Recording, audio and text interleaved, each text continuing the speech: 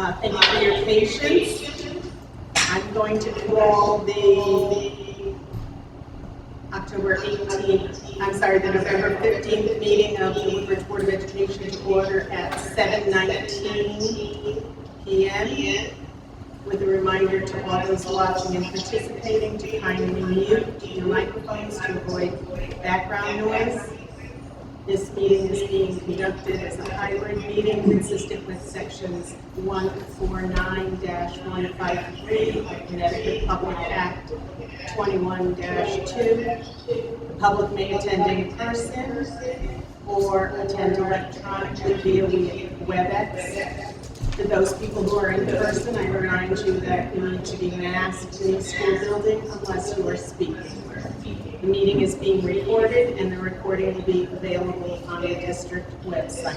At this time, I will take the roll of the members. Ms. Maria Madonic. Present. Ms. Sarah Beth Del Creek.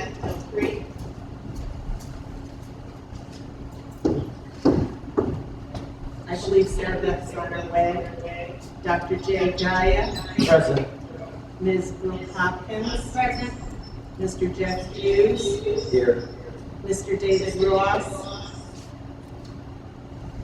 I believe Mr. Ross, Dr. Ross is attending virtually this evening, and he might be having a few technical difficulties as well.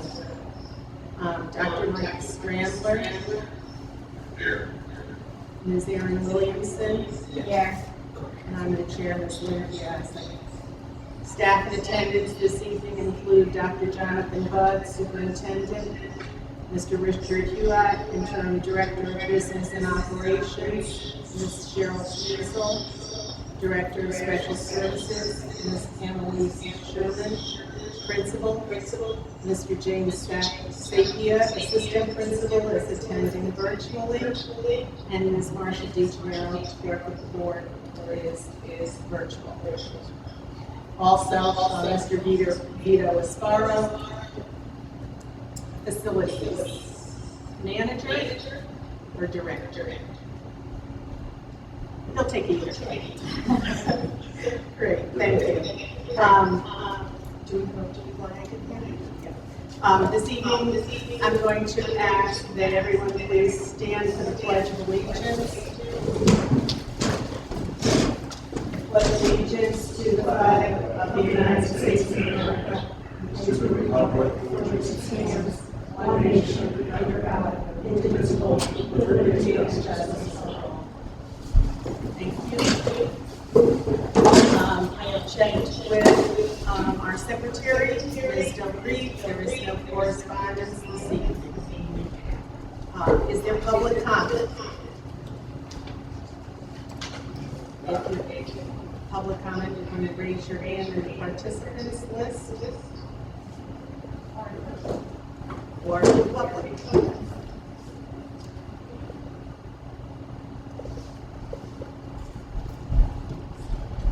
So would you identify yourself and please give your address? James Turcos, 14 Bear Hill Road. I'll be brief. I just had a couple of things to say about the screen and stay. I hope some of that can probably be addressed during the meeting. I know it's on the agenda for today.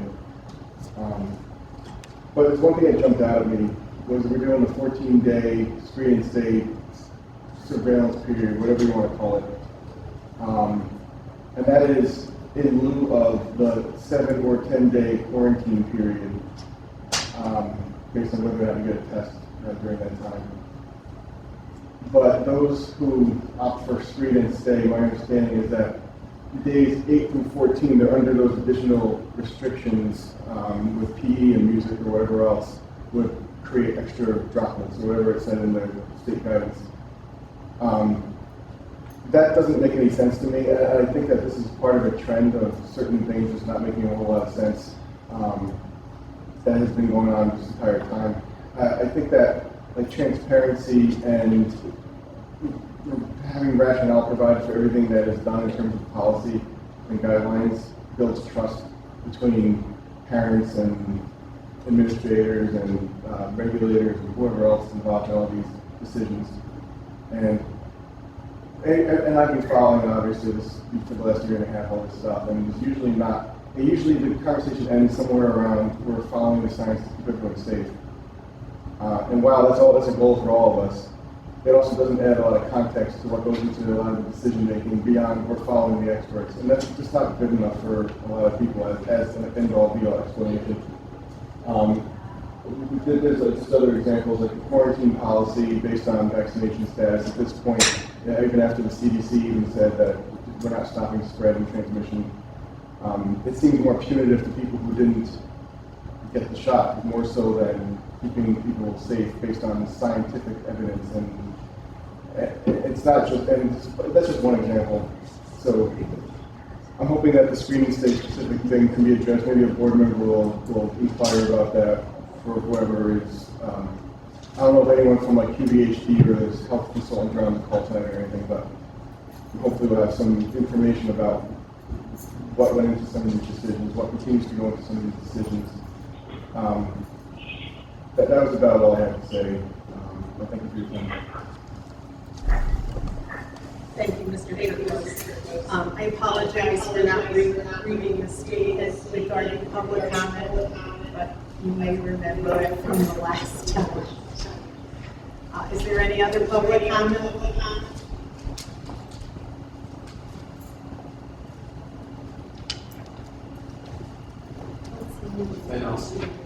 You want to speak? Thank you.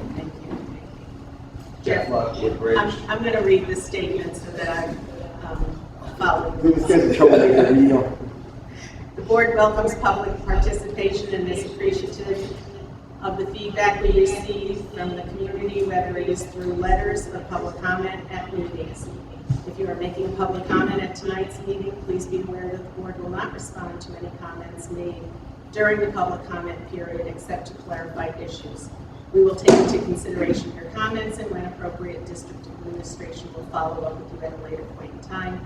We ask that speakers limit their comments to 3 minutes, and Ms. Madonna is serving as our timekeeper once again this evening.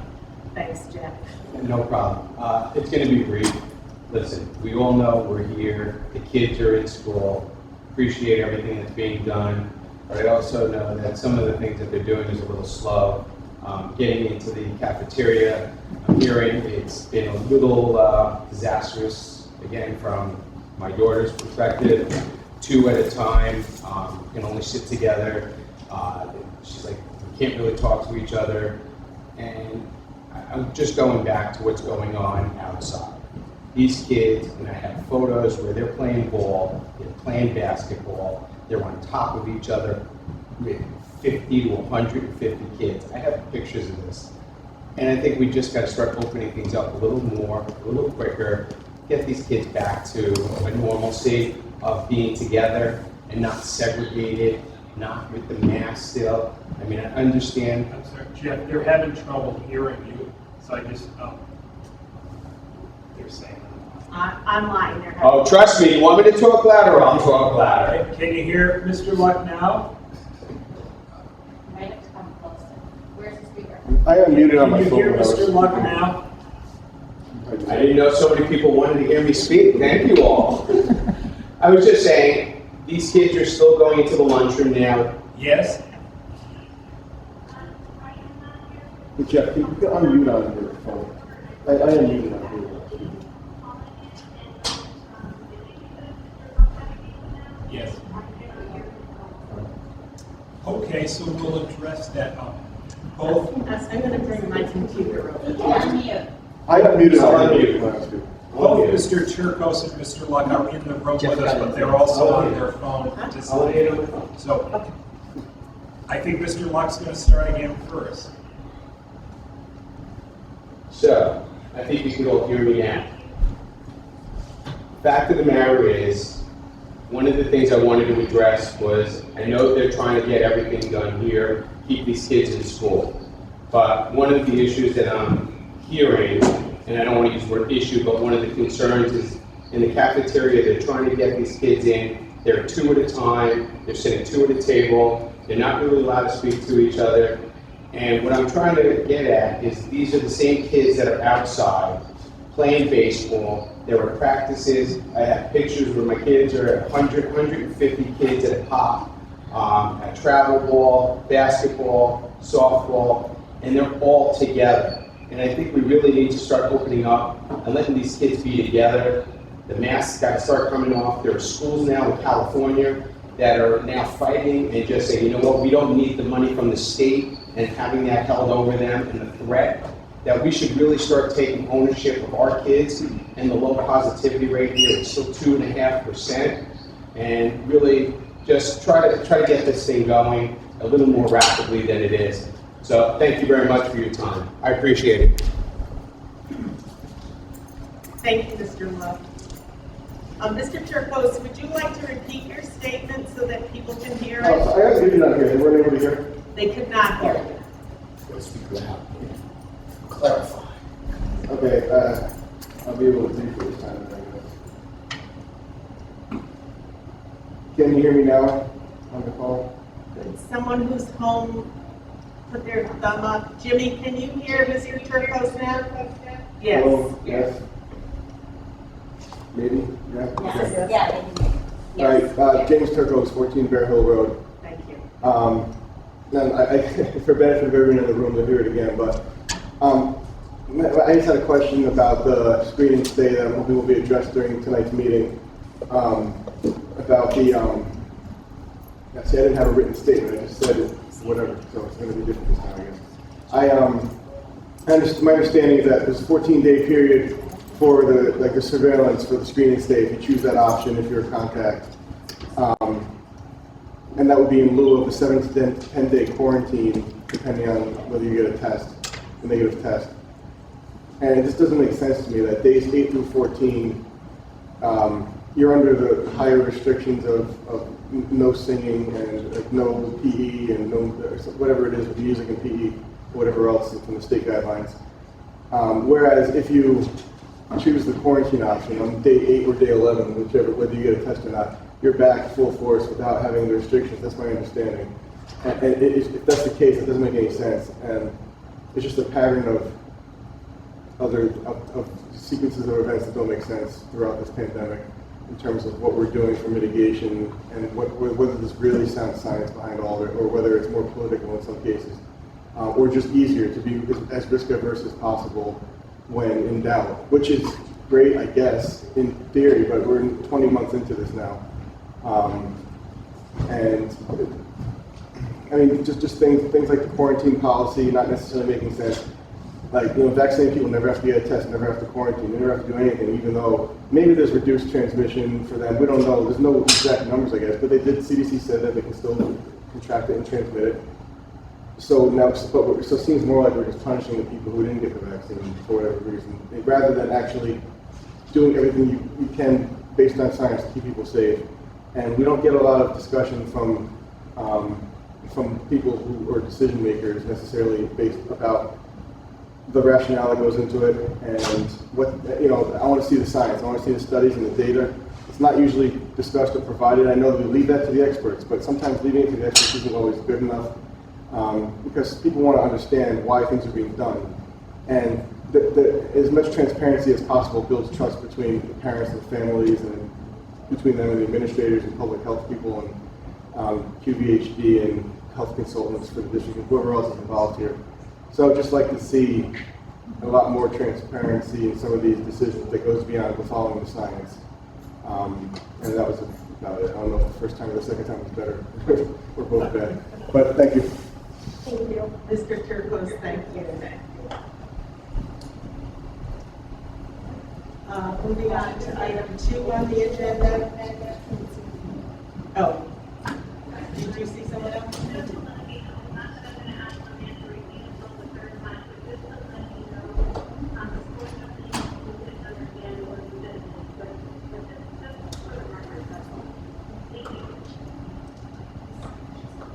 Thank you, Jim. We apologize. Moving on to number 2, consent agenda. The minutes from the October 18th, 2021 regular meeting, the minutes from the October 25th, 21 joint meeting of town boards and the minutes from the November 4th, 2021 special meeting are included in this evening's consent agenda, along with both a summary and a detailed financial report.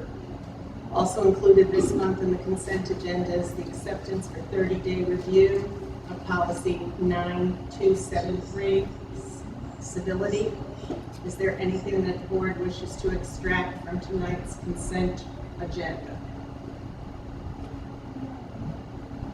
Hearing nothing, I'll ask for a motion to accept the consent agenda. Ms. Madonna? I move for the approval of the consent agenda as presented. Second. Ms. Delpre? Marcia, Ms. Madonna made the motion to accept the consent agenda as presented. Ms. Delpre seconded it. All those in favor, please signify by raising your hand if you're sitting at the table.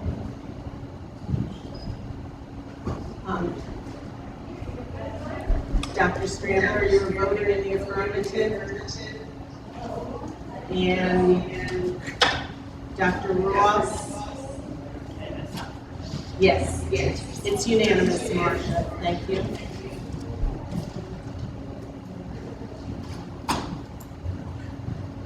Moving on to number 3, reports. Mr. Beecher, you need to mute, I think. I just got a text saying that they can hear you. No, at home they can hear everything. I wasn't. People at home can hear every word crystal clear. Okay, people at home can hear every word. That's Only We're moving on to number 3 on the agenda, superintendent's report. Dr. Budd, I'm turning this over to you.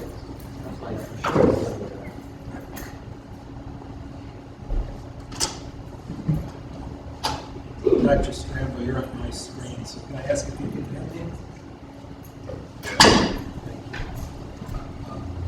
We have several things tonight, everyone, but I first want to call the community's attention. An e-blast I sent to families 2 weeks ago. We still have vacancies for building substitutes and lunchroom aides. The details for these positions are posted on our district website, and Beecher Principal Annalisa Sherman or I would be happy to answer any questions about either type of position with any interested person. Woodbridge is not immune to the staffing shortages affecting nearly all Connecticut public school districts. Without our full budgeted complement of building substitutes and lunch aides, most days we must reallocate existing staff to cover staff who are absent or at lunch. We continue to look for creative ways to meet this personnel need within the current state shortage of available individuals. Next, I'm pleased to announce to the board the conclusion of contributions for the Nicole Silva Memorial at Beecher Road School, toward which the board approved contributions back at its September meeting. A total of $2,807 has been contributed toward this purpose, slightly exceeding our earlier goal. Many thanks to our Director of Special Services, Cheryl Kiesel, for leading this meaningful effort. We will continue to keep the board and the community apprised of the progress toward installation at Beecher of the sensory pathways and accompanying mosaic to memorialize Nicole and her decade of service to the children of Woodbridge. I'm pleased to announce next the hiring of music teacher Kenneth Caldwell to continue the legacy of strong instrumental music at Beecher Road School. Families of students in grades 4 through 6 will be receiving specific communication from Beecher regarding an upcoming meeting with Mr. Caldwell to discuss specific plans for this school year. Music is part of the heart and soul of Beecher, and we're pleased that Ken will keep the heart beating and the soul thriving. Later this evening, the board agenda will include a significant presentation on the work of our ad hoc capital plan committee. The presentation will include details on building usage and enrollment at Beecher Road School, both now and forecasted. I encourage our community to listen to the details of that presentation so that we can continue the community's investment in the strong facility that is Beecher Road School. Next, I mentioned in October that our staff would be participating in a survey similar to the ones taken by parents and by students in June. Although administering a survey during the challenges of a pandemic is itself challenging, the other members of the administrative team and I have administered and reviewed the results of a staff survey that we will present to you now, one that will ground us in our further growth. So if I can just have a minute to share with you, board members in person, you have a copy of this in front of you.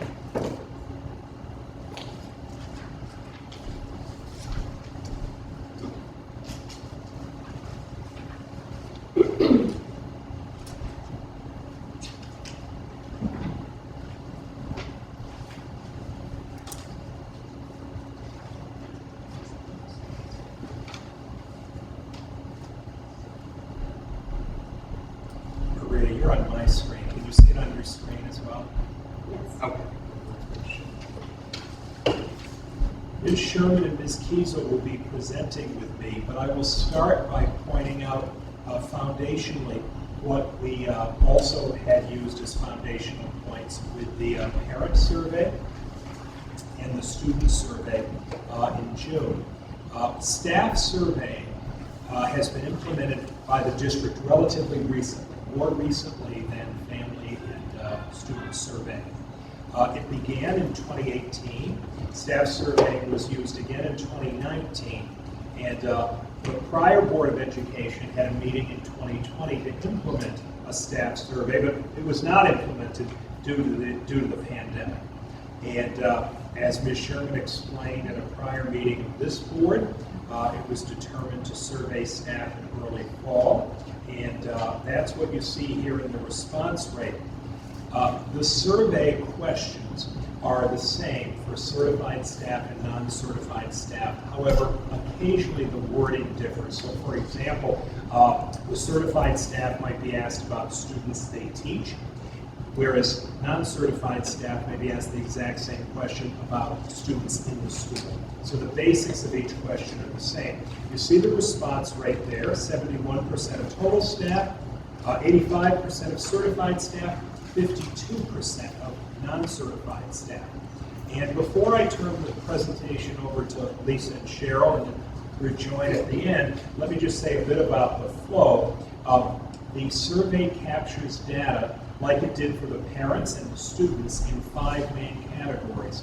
And so you're going to see first our analysis of those 5 main categories compared to the spring of 2018 results and the spring of 2019 results. Then the administrative team has analyzed all of the questions that made up those 5 categories, as well as the responses to 5 open-ended questions, ranging from your hopes and dreams for Beecher Road School to areas you feel could be improved. And so after we talk about the trends in the major 5 categories, Lisa and Cheryl are going to talk through various questions that to us are representative of both growth that the district should benchmark, as well as areas that should stand as improvement areas for us. And then following that, we'll speak about some overall next steps we plan based both on the quantitative results as well as the analysis of the open-ended questions. So I'll turn this over to you, Lisa, for the next slide. Thank you. I'm hoping everyone at home can hear me okay. Can't just shout out, so no. So thank you for giving me the opportunity to collectively with Jonathan and Cheryl, collaboratively with Jonathan and Cheryl, share this presentation with you about the Panorama Survey. And as Jonathan just mentioned, the overall survey results are what you are looking at right now. So you are seeing the 5 main areas that staff members responded to a variety of questions. So within each of those main areas, there are a series of questions for staff members to respond to, and these are the overall results of the survey just giving us broad brush strokes over where we are in each of these categories. You'll notice that we included the information from 2018, 2019, and our most recent one is highlighted in yellow. And as I'm sure you'll notice right away, we held pretty steady or even increased a little bit in the first three categories, staff leadership relationships. And again, I'm just looking at 2019 to 2021. Sorry, I'm not looking all the way back to 2018. So in the first three categories, staff leadership relationships, school climate, and school leadership, we held steady or even grew a little bit. And the bottom two categories, professional learning and feedback and coaching, those are the areas that we are identifying as areas of focus moving forward, both this school year and in the future.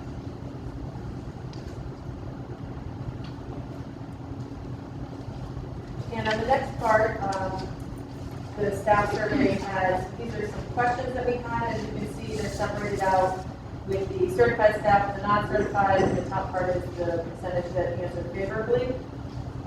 Friendliness and respect are everyone in the community is key. All elements here are showing positive increases since spring of 2019, and we will have to continue to work on having everyone feel valued in the future. On this next slide, we recognize the double-digit increases here from the certified staff. We have additional work to do with non-certified staff, including how we support them at a time that's full of change and challenges.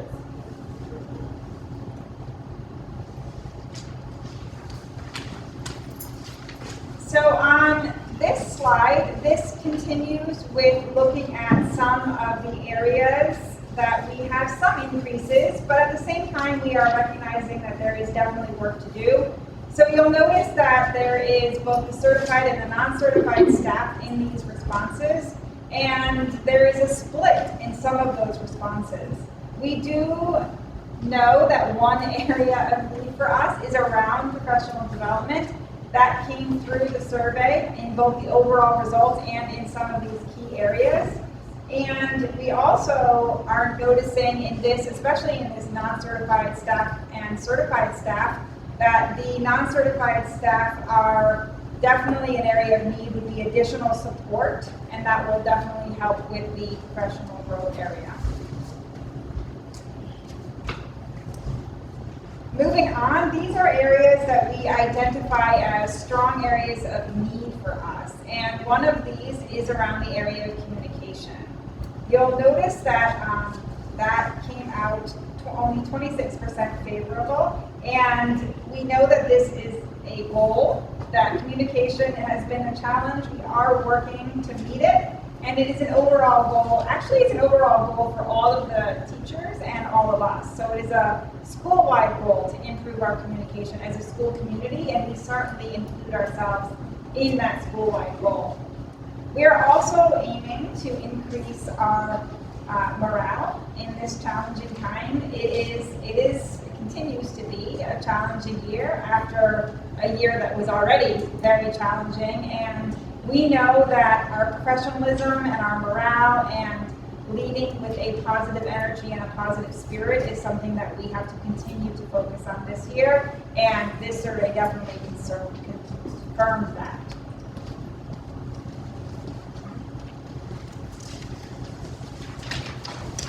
Moving on to the professional development section, extended professional learning opportunities is something that we are including through the use of our dedicated specialists. That work is very much helping in this area, but it is something that we need to continue to focus on moving forward. We have had this year, and even last year, we've had to prioritize some of the professional development specific to the pandemic, as opposed to teacher-selected professional development opportunities. So additionally, some of our specific professional development opportunities have been less available because of the pandemic. So some of the opportunities that our teachers are used to attending, such as visits to Teachers College, that has been not as available, or it's been available virtually, or has been inconsistent. So that is definitely an area that we recognize, not only as an area of need, but an area that has been impacted by the pandemic. And the final topic here, how much do you learn from the evaluation processes at your school, actually ties in very nicely to the work that the PDEC committee is doing. And it does suggest an important aim related to strengthening our evaluation process, which is some of the work that our committee and our school is working on.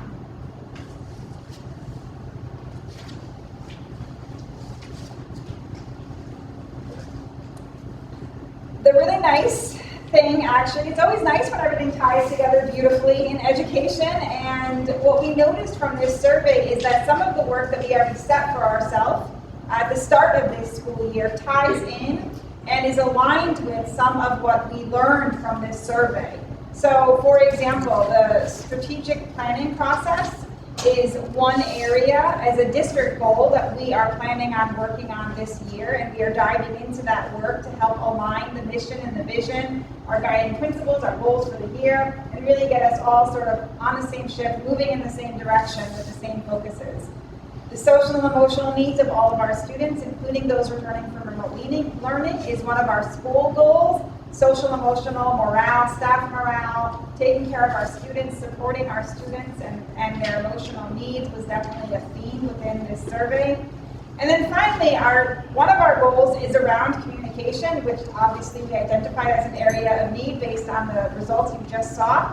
And what you'll see on this slide actually is that our original goal had communication with families.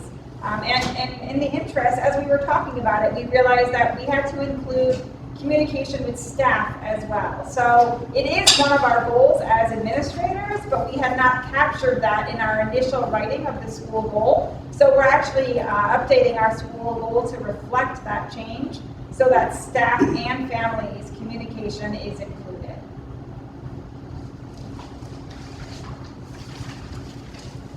In addition to those elements that Lisa spoke of, the team has identified these 5 particularly responsive steps, which are essential, I would say, not just for school staff, but for making our whole community as strong as possible, despite the fact that we are in a pandemic, whereas, as we pointed out, public comment communication from all sources changes very frequently. We have an obligation to expand and ensure the strongest communication mechanisms possible. They should be timely, they should be responsive, and they should be two-way in the sense that we want both to communicate information to others and also receive the information. And in very lengthy conversations about both the quantitative data and the qualitative open-ended feedback here, we've spoken about how many of these areas are the ones that the team has been working on over the course of the year, but needs to continue to work on it, and you deserve our updates in that front. The second two bullets on this slide, to some degree, we feel relate to one another. We know that staff value administrative visibility, availability, and feedback. And we know that there's different degrees of feedback, and the more specific feedback is the better. Our administrative team, like the rest of our staff in the district, is stretched by the capacity of the pandemic. And while that is no excuse for communication that could be stronger, it does go with the next point, which is that the staffing shortage, if you will, that I spoke about a few paragraphs ago affects our administrative team as well as the non-certified staff in particular, but also our certified staff. I have to put in context that we are somewhat more fortunate than other districts in that the number of vacancies we have is on a relatively small side compared to districts where there are actual teacher vacancies. Having said that, we continue to explore additional staffing options. We received some good preliminary outreach to the e-class to families the other day, whether parents are interested in coming in as lunchroom aides or building subs. And the First Selectman's office has also indicated a willingness to published an advertisement on that end in their publications. The fourth and fifth bullets on this slide, you'll see reference the post-pandemic world, because there are some things that are possible now, but will be much more possible when the restrictions of COVID have lessened. Professional learning is one of those.